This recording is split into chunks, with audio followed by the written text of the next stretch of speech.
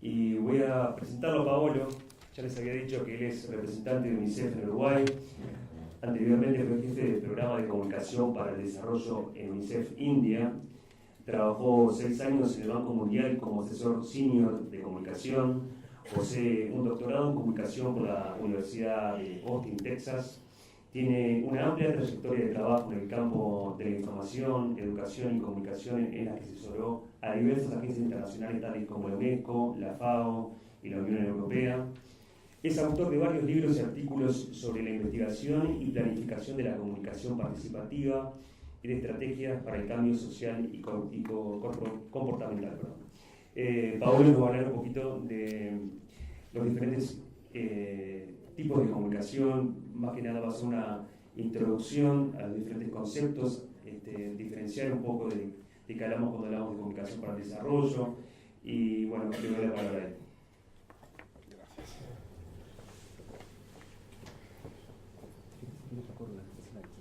Bueno, buenos días, un placer estar aquí, también porque hace 2 años y medio estoy en Uruguay como representante de UNICEF, pero mi corazón está en comunicación. Yo hace los primeros 25 años de mi vida profesional ha sido en comunicación. Y quiero decir que, a diferencia de lo que le dicen, si hacen periodismo, que hay que ser objetivo e imparcial, yo no lo soy. Yo soy muy biased, no sé cómo se dice en español, biased. Cegado. Sesgado en la parte de comunicación para el desarrollo. Y le voy después a decir por qué y por qué pienso que se deba, en unos casos, no ser imparcial. La comunicación, entonces, ¿para qué? Es importante saber para qué. Tenemos 4 actividades, como convocar una reunión con actores políticos para discutir los riesgos de no reformar aspectos críticos del sistema educativo, por ejemplo. Como sabemos, en Uruguay el sistema educativo es una área crítica. Otra actividad, establecer un sitio web para informar a todo el staff sobre actividades importantes de la organización, cualquier organización que ustedes son. Una tercera actividad puede ser desarrollar iniciativas sobre sueño seguro, que sirve para disminuir la incidencia de muertes prematuras en los bebés. Otra actividad, un ejemplo, es informar a la prensa sobre actividades exitosas realizadas por la organización. Ahora, ¿qué tienen en común estas 4 actividades? Bueno, tienen en común que se pueden envolver o se pueden enfrentar a través de la comunicación o información. Y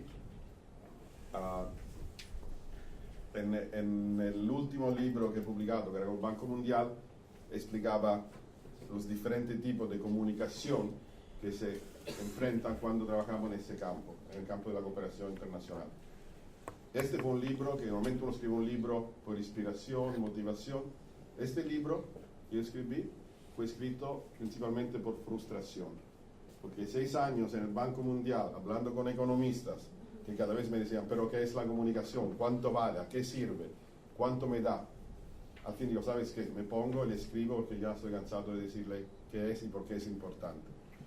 Y me di cuenta de una cosa, que cuando hablamos de comunicación con la gente allá, con los directores, cada uno veía comunicación en manera diferente. Decían la misma cosa, pero en realidad tenían ideas totalmente diferentes. Uno de los momentos más frustrantes de mi vida fue cuando vino el nuevo vicepresidente de nuestra división del Banco Mundial y dijo, bueno, todos nosotros nacemos, aprendemos a comunicar de chiquitos. Todos nosotros somos comunicadores de la infancia. Entonces todos podemos comunicar, por favor, comuniquen afuera bien. Entonces pensé, caramba, 15 años estudiando comunicación, ¿para qué? Si ya sabía todo antes de estudiar. Y es exactamente esta frustración de pensar que como todos comunicamos, todos podemos comunicar de manera estratégica y profesional.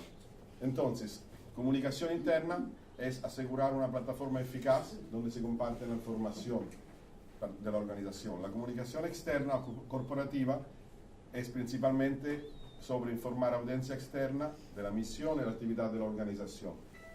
La abogacía es cómo influenciar audiencias relevantes para la promoción de acciones y políticas relevantes para la organización o por el mandato de la organización. Esto se quedó en inglés, que estará en inglés, que C4D es BCC. C4D es comunicación para el desarrollo, pero se ha vuelto en lema internacional. Y SBCC, cuando traté de traducirla en español, me sonaba un poco raro, era CC, CC es sí, sería comunicación para el cambio comportamental, social y comportamental. Y es más que todo usar métodos y herramientas de comunicación para desarrollar estrategia sostenible hacia el cambio social y comportamental. ¿Y la próxima? Ahora, esta sí tiene que empujarla. Ok. No es lo mismo. ¿Qué no es lo mismo? No es lo mismo la información de la comunicación. Muchas de las cosas que hablaba mi colega y querido compañero Guillermo es información. Información que es diferente de comunicación. Comunicación deriva del latino, de la comunión, comunidad, y la idea es condividir, compartir. E información es más hacia afuera, informamos a alguien. Ahora, en la próxima, yo he tratado, siempre pensando en ese esfuerzo que hice para dividir y aclarar los diferentes tipos de comunicación e información.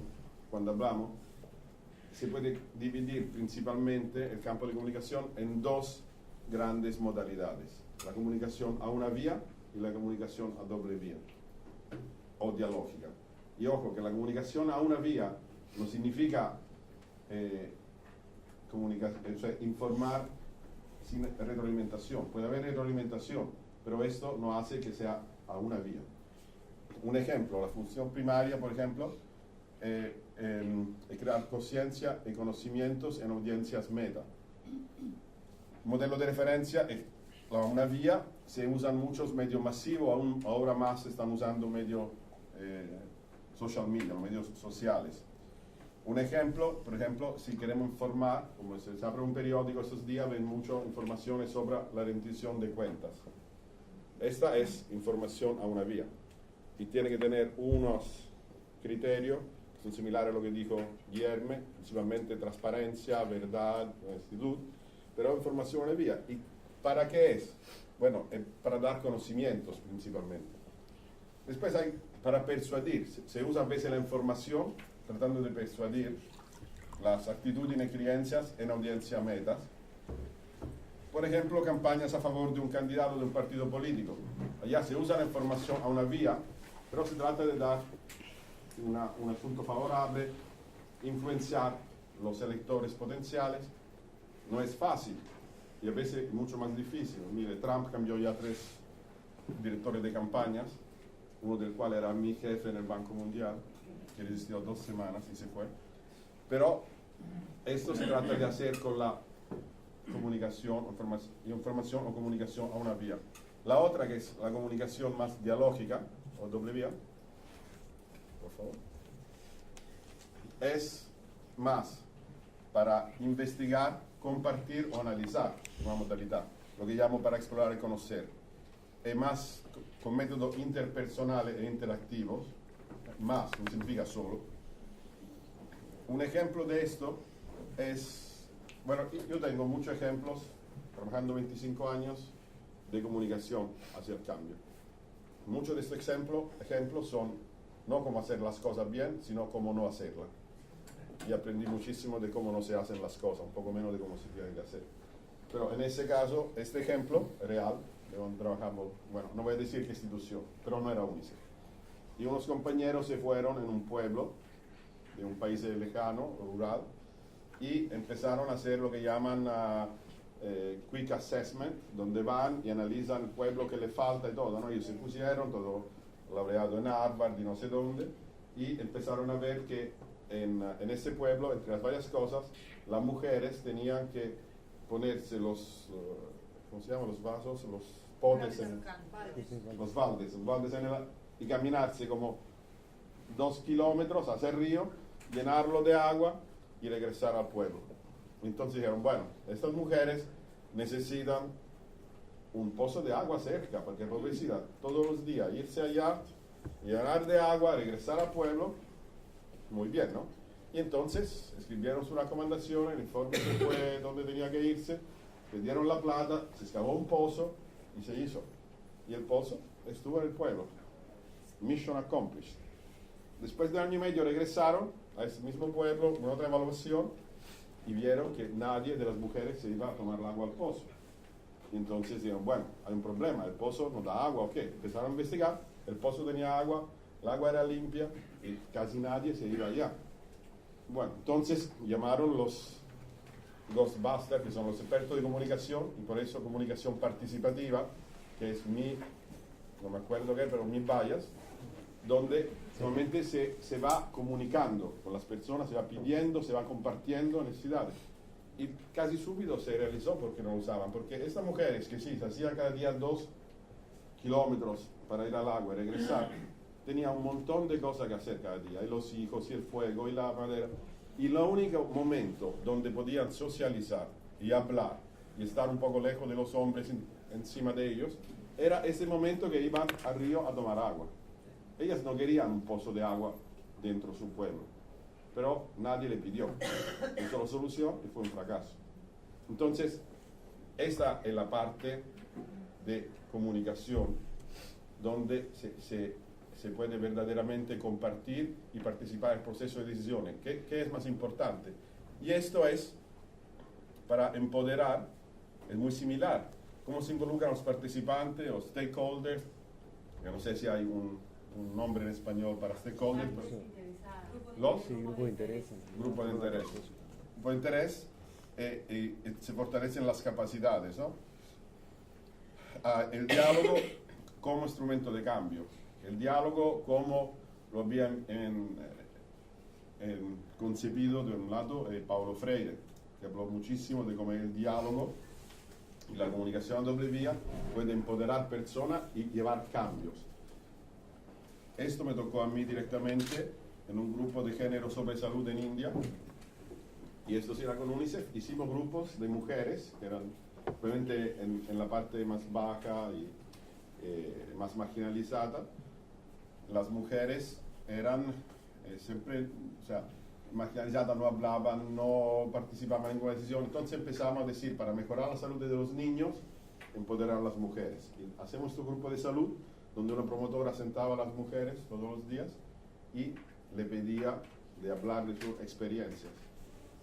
Bueno, cuando fui allá una vez, yo pedí, bueno, ¿qué aprendieron de esos grupos? Varias dijeron, bueno, aprendimos por qué vacunar a los niños, qué hacer cuando nacen y todo esto. Pero una mujer se levantó y dijo, bueno, yo estoy aquí de varios meses, antes de venir aquí, yo no hablaba nunca en ninguna reunión, nunca hablaba ni enfrente de mi esposo, sino en la noche cuando vamos a la casa, y nada. Y ahora hablo en las reuniones, ahora voy en la escuela a pedir informaciones de la maestra de mi hija, y hasta el mes pasado fue al banco a pedir cómo tomar un préstamo. Esa parte, que es la parte de empoderamiento, es algo que para mí es súper importante, pero muchas veces no se mide en el cambio, no se mide cuánto una persona puede cambiar y qué lleva en la sociedad. Y esta es la parte más crucial. Y también es importante la manera de cómo se comunica, importante de lo que se comunica.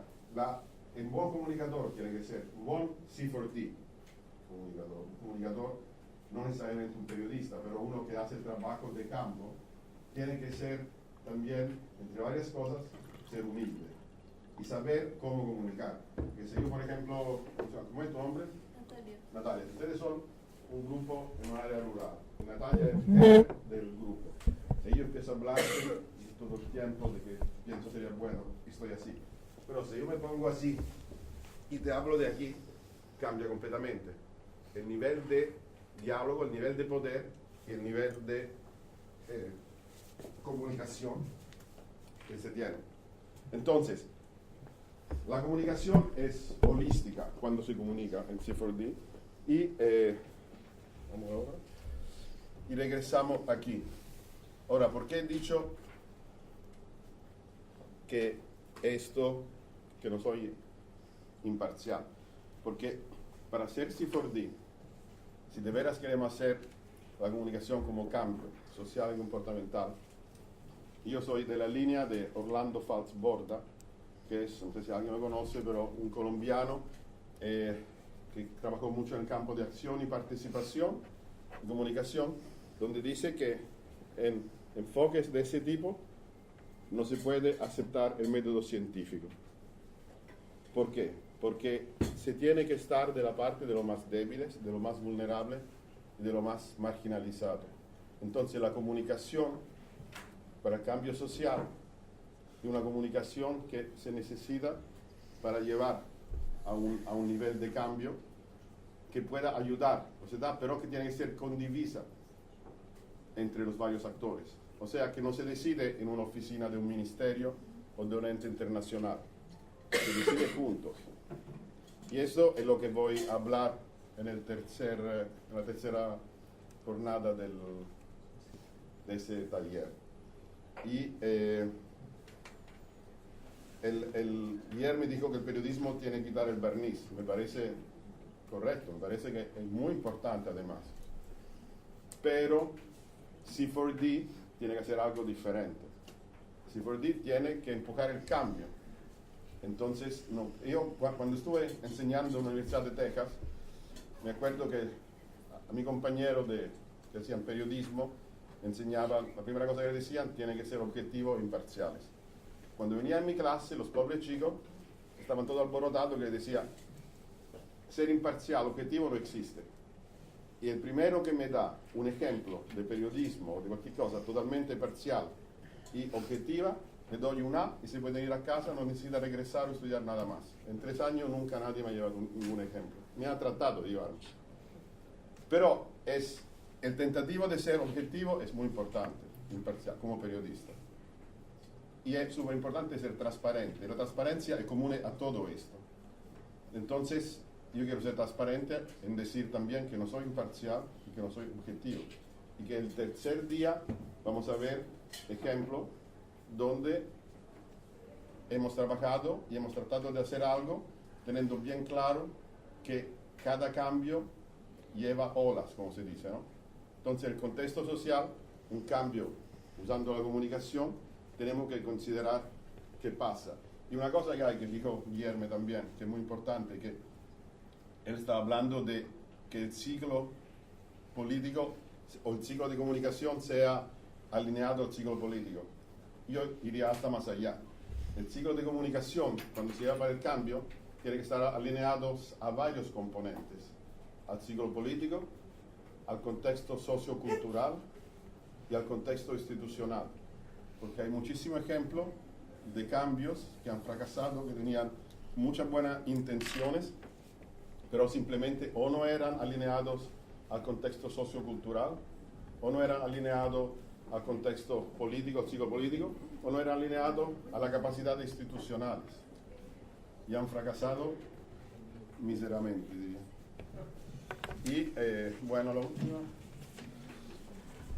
Esta es lo que voy a hablar un poco más la próxima vez. Es una fórmula que trabajamos y que con tiempo he tratado de revisar.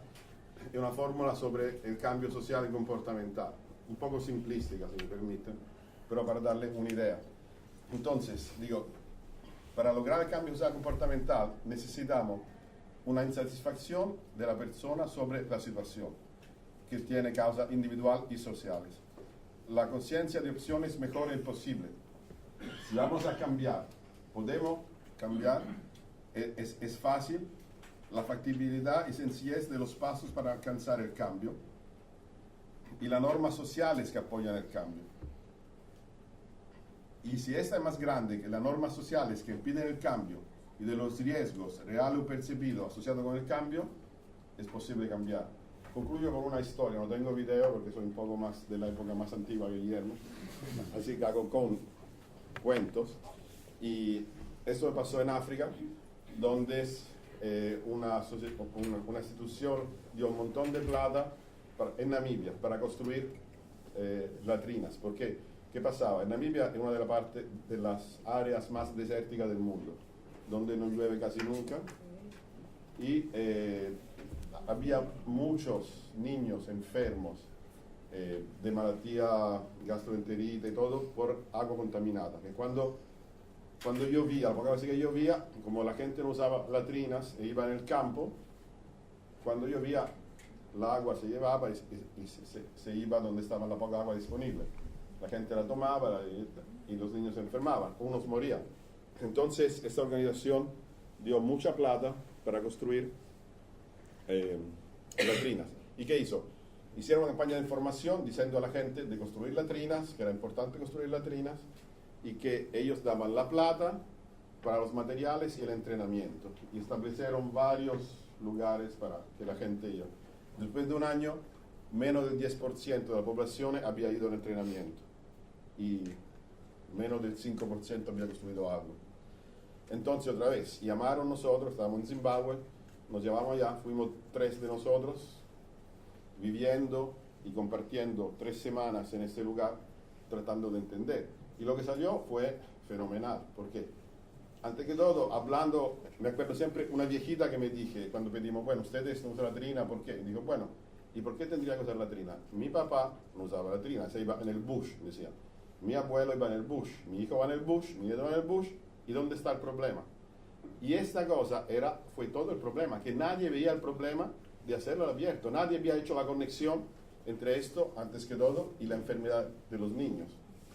Tuve también un pequeño problema más, que del 5% que se construyeron la latrina, una la hicieron en un lugar con barro un poco suave y se desprofundó a mitad. Entonces un tipo se quedó embarrado dentro, que se imagina, y la historia ya se propaga, y allá fue la fin de todo ese proyecto fantástico. Pero otra vez quiero decir que hay que considerar, no es que un cambio se dice, oye, para ustedes mejor esto, se da y se va. Esta es la mejor receta para fracasar.